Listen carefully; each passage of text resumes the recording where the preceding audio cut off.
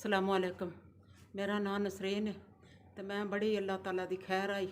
3 बेटे हन ते वड्डा बेटा 18 साल का होकर फौत हो गया। निक्का जड़ा वो 11 साल का नार तनाना है, फौत हो गया। त्रीजा बीमार होया तो मंडी हस्पताल तारक दे खड़िया, उत्थे फौत हो गया। खामद नूं भी 3 साल हो गए ने, फौत हो गया।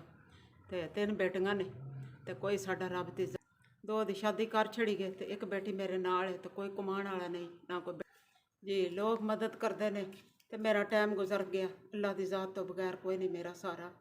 तो मेहरबानी तुहाडी जी, लोगों के तावन नाल मेरा गुजारा हो रहा तो टाइम लगता ही पिया बड़ी मुश्किल नाल, तो कोई कमाने वाला नहीं जी। महंगाई ज़्यादा हो चुकी है तो गुजारा बड़ी मुश्किल नाल हो रहा। अल्लाह की ज़ात ही टाइम गुजार दी पई। 1 2 3 4 5 जे तुहाडा भेजिया 5000 रुपया मैनूं मिल गया तो अल्लाह ताला तुहाडी जिंदगी तंदुरुस्ती अल्लाह ताला तुहानूं देवे। अल्लाह रोज़ी विच बरकत पावे। अल्लाह मुश्किलां मुसीबतां हल करे जी। अल्लाह ताला तुहाडी जिंदगी लम्मी करे। अल्लाह रोज़ी विच बरकत पावे। अल्लाह मुश्किलां मुसीबतां तुहाडियां दूर करे।